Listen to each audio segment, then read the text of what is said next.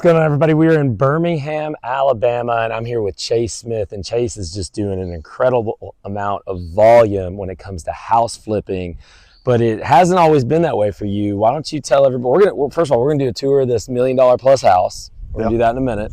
We're gonna talk about 100 plus flips, I guess is the goal for the year. So we're gonna talk about just the massive amount of volume he's doing, some high end stuff. But Chase, I think everybody would kind of want to know right off the bat is it wasn't always like that for you. You weren't always flipping houses. I think you just told me a second ago you got into real estate more to be an agent, or is that at least how you got started? So I got started in agency. I knew going into real estate, like I always wanted to get into the investment side, and agency just seemed like a good place to start because I was third generation. My dad did real estate. My grandparents used to own like 3 Century 21s. So I grew up around it. They did more of the agency and rentals. And by the time I was coming up, flipping was more of a thing. Of course, there were still, rental properties and everything. But back when they were doing real estate, flipping was kind of unheard of. So when I got into it, I kind of wanted to add my own twist to it and knew going in that I wanted to start flipping houses. What was the appeal of flipping a house to you versus holding a rental? Because I'm sure you probably heard it most of your life. Let's hold this for cash flow. At the end of the day, everybody's looking for a return on investment, and flipping is a quicker way to get there. And I knew that I could grow the business quicker through flipping. Rentals definitely have their place, but I knew flipping houses and building that machine up would get me there faster.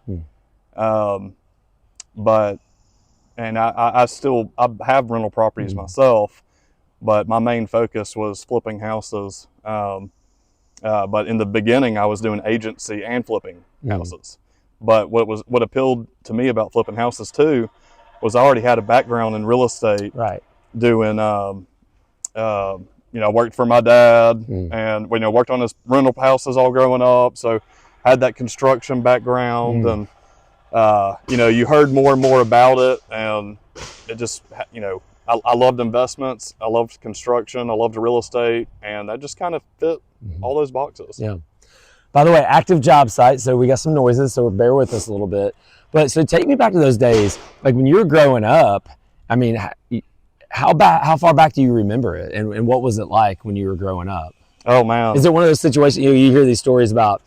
Free labor. They had us come in and trashing out houses when we were, pre-teens and stuff like that. So the first memory I have of actually working on one of my dad's rental properties, I was a kid. I was 10 years old, and he had a few push mowers on the back of a trailer, and he was on the phone making calls. Agents, they're always on the phone, and he's sitting there making calls, and he's pulling up house to house.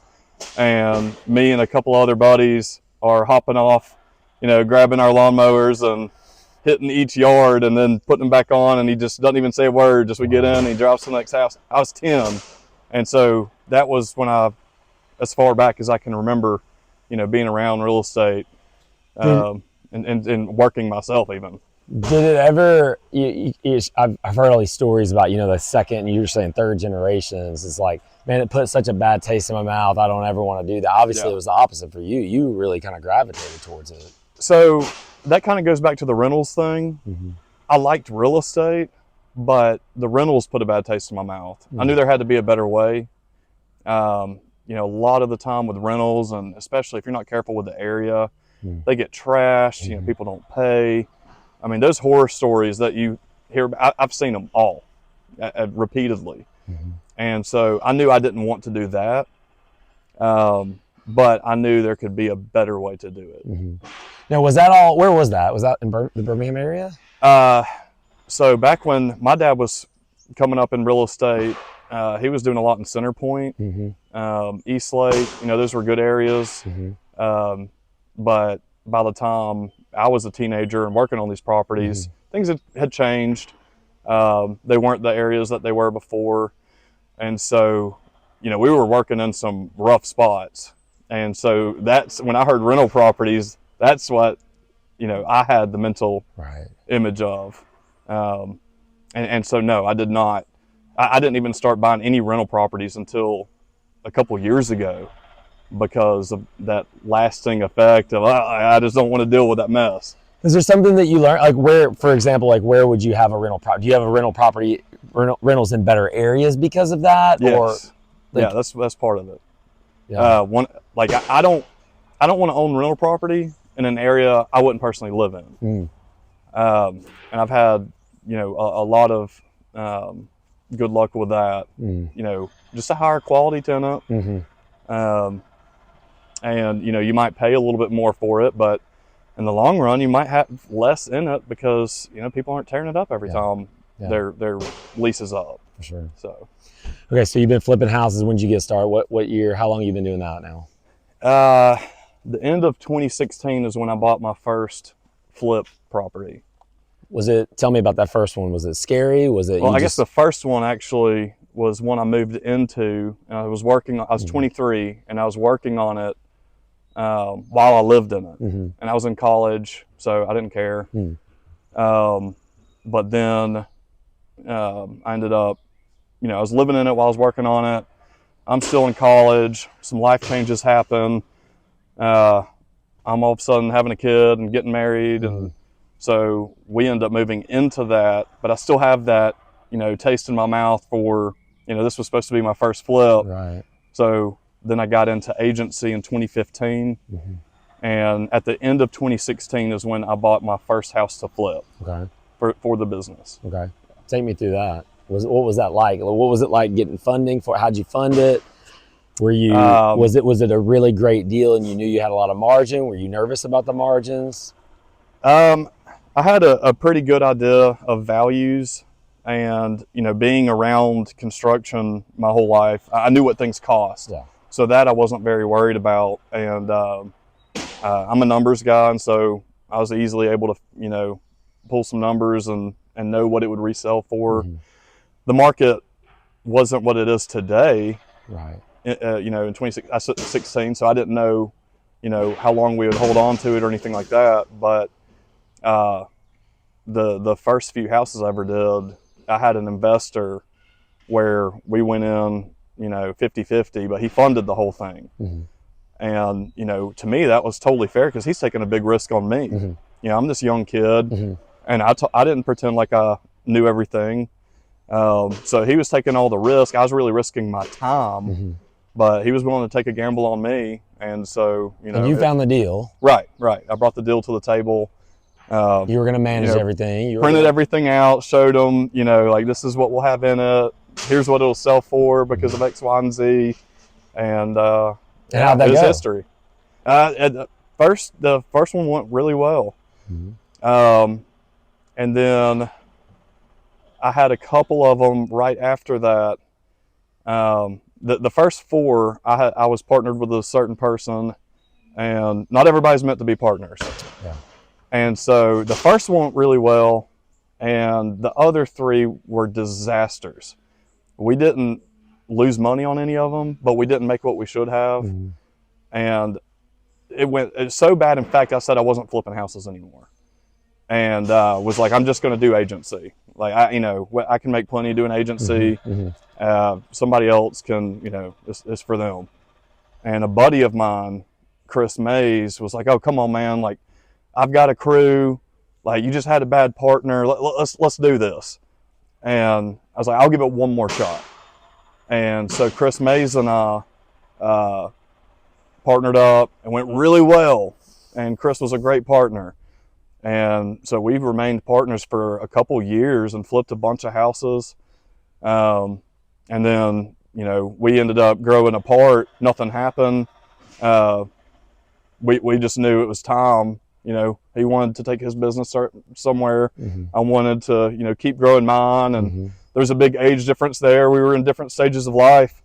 But I can really thank Chris for keeping me in it and being like, "Hey, man, you already know how to do it. Just let me keep you in the game a little longer." Yeah. And thank God he did. Now, was that from a money standpoint? He came in and brought the money, or how did you fund So it? I had the know-how, and Chris is a people guy. He had the people he could get. He got us the financing. He got us the crews.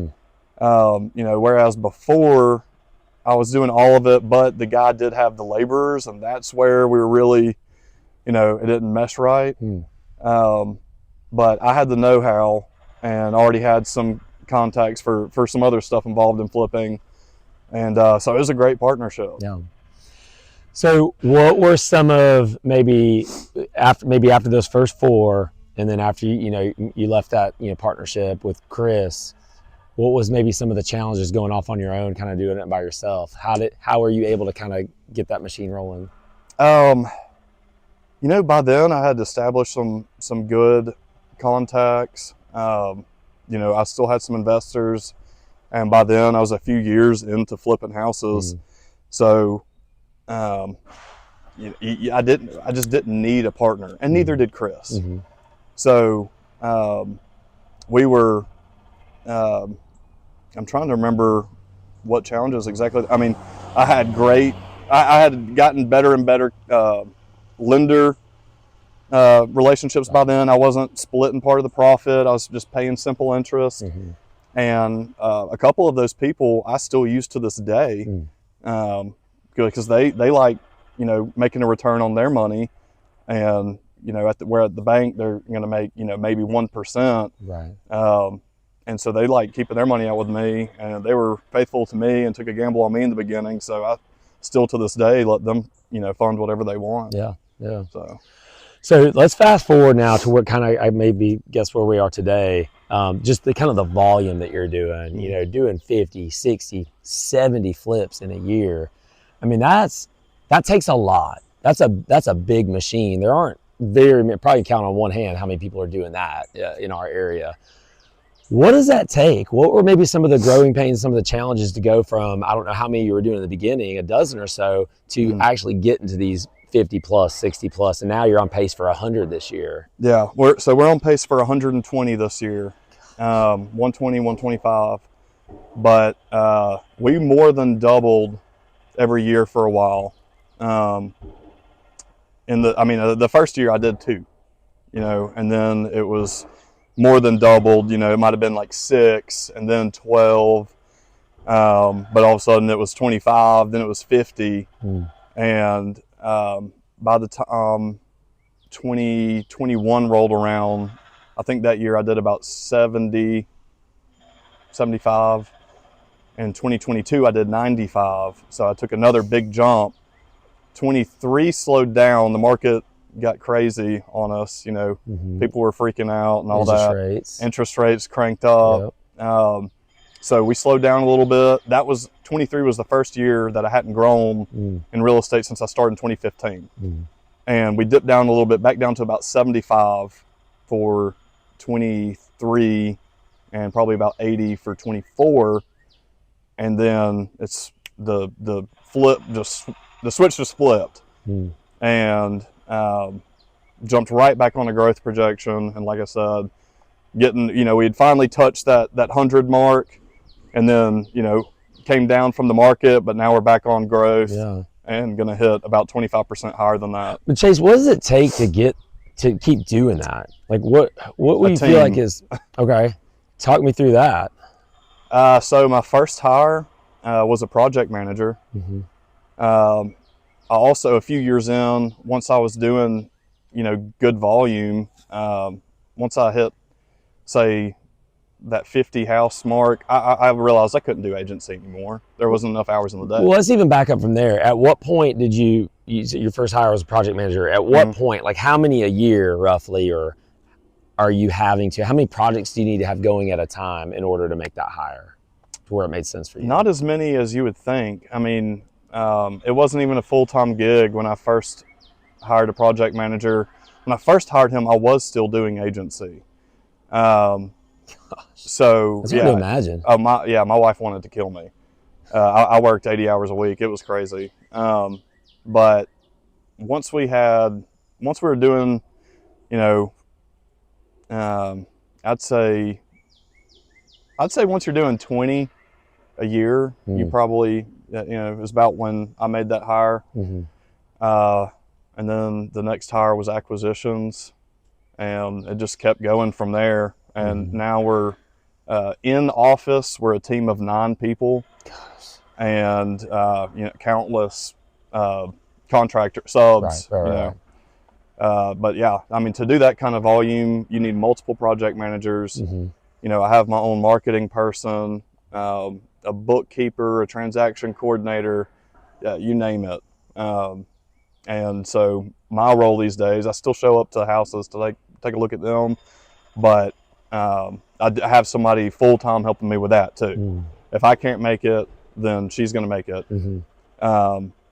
And my job is putting out fires, managing the managers, and really just having trust in someone else to delegate those tasks. Was that hard at first? That was hard, but really that boils down to pride. You have to realize you are not necessarily the best at each one of these things, and for a lot of people, their business is their baby, and letting go is tough.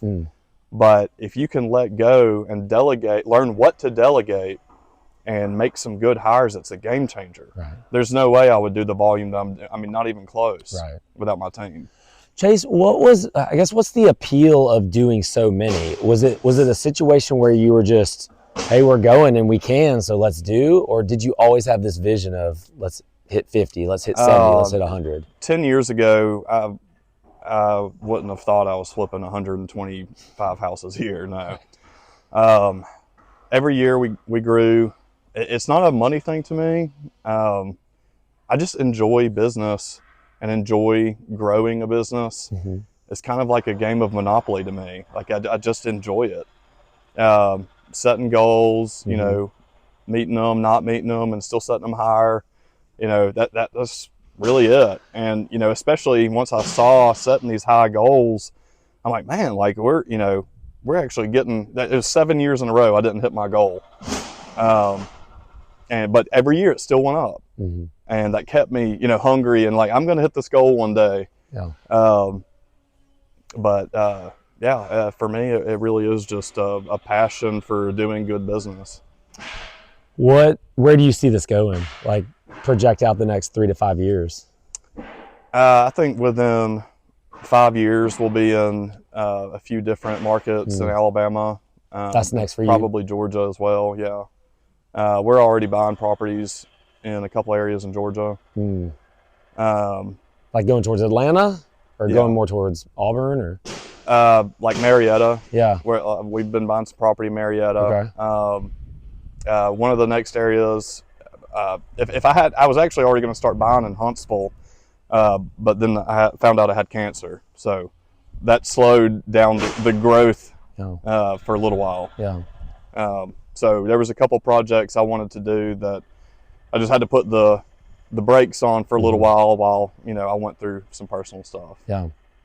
Well, if you don't mind, I'd like to talk about some of that stuff for a second, because I know that can't be easy. Someone as young as you finding out you have cancer, just kind of walk me through that if you can. What was that like? Well, man, it was kind of a shock. You don't ever expect to hear that, but how do you even find out? Well, I had felt off anyway, and then I got my yearly blood work done, and they said, you have hypercalcemia. We need to look into that. I'm like, calcium? What's calcium? That's no big deal. Anyway, long story short, I was a little symptomatic. Like I noticed, like, man, I'm just like really fatigued, like very often, like don't even want to get out of bed. It was just affecting my personal life. I would get sick, and we thought I kept getting COVID or something. Be sick for a few days, couldn't explain it, tested negative for everything. And I was really in shape. I worked out 6 days a week. That's like the one thing I do other than hang out with my wife and kids is I work out, work, hang out with them. Right. And so, I was a healthy guy, I thought, and then just got totally blindsided when, I ended up getting a really, really big knot on my neck, and it turned out it was lymphoma. So, and I had childhood cancer. I had leukemia as a kid. Oh, wow. So right when they found that knot, they were like, hey, yeah, we think this is cancer since you had leukemia as a kid. And that threw us for a loop. We had we had just had a baby, which I had to get vasectomy reversal to even have. So we'd gone through all that, Wow. finally gotten pregnant, had the baby, and in the beginning, babies are tough, man. This was number 4 for us, but we were excited. She was finally here, and 2 months old, and we found out I have cancer. So it was a battle. Yeah. Where are you? You told me a moment ago that you had your last treatment. Mm-hmm. You're kind of done with that now. Like, kind of where do we stand? Like, where? So I'm in 100% remission. Okay. So the treatment was completely effective. I had tumors in my neck, chest, abdomen, and it's all completely gone. Wow. I thank God for that. Praise I thank God. God for my life, and giving me another chance at it, and makes you look at things a lot differently. What's important. But I just tried to work as much as I could during that season. It was about 5 months of treatment, and treatment every 2 weeks. So I was out a good bit. Just I'd be answering calls and stuff, but I mean, literally just, stuck to the bed, Chase, while 5 going through months. chemo. 5 months ago. So 5 months of this year. Yeah. So you're sitting here talking about you're on pace for a record amount of house flips. Yes. And you really haven't been involved as much as you had been in the past. That's correct. And that's due to what, having a great team? Having a great team. I would not be here right now if it weren't for my team. Yeah. So yeah, we found out December 12th. I was diagnosed exactly 30 years apart from each other. December 12th of 94, Wow. December 12th of 2024. And, I've been going through chemo this whole year, just finished last week. And this is the year that we're setting new records. Right. So that's a God thing. Yeah. What's kind of, is anything going to change? Anything change for you? Is there anything you can do differently? Health-wise? Well, health-wise, and then just maybe just perspective-wise as well. Yeah, it makes you realize how fragile life really is. And it can all be gone any second. I've always tried to be mindful of that anyway. But we get caught up in what we're doing, and sometimes forget about what's really important, and which is a relationship with Jesus Christ and our family. And it really made me realize, different ways I could even use my business to bring more glory to God. Yeah, like what? Well, one of the easiest things you can do is be giving. When you're in a leadership position and just being a godly leader, setting that example for other people. It's easy for us to sometimes, especially in the construction world, to kind of slip, into the construction kind of, talk and all that, and just being a good example. And we're stewards of what is God's at the end of the day, and to whom much is given, much is required. So, I do not believe that, if you're not going to bless others, God's not going to bless your business. So that's very important to me. Yeah, I agree. Chase, thank you so much for sharing that. Yeah, I appreciate absolutely. that. Guys, stay tuned. We're going to take a tour of this. What'd you say? 1 point? So we're going to start at 1.4. So they're going to list this for 1.4 million when they're done with it. We're going to do a tour of it. I'm going to ask Chase about the numbers and probably get a little bit more in depth in some of the other projects that he's got going on here in Greater Birmingham. Guys, stay tuned.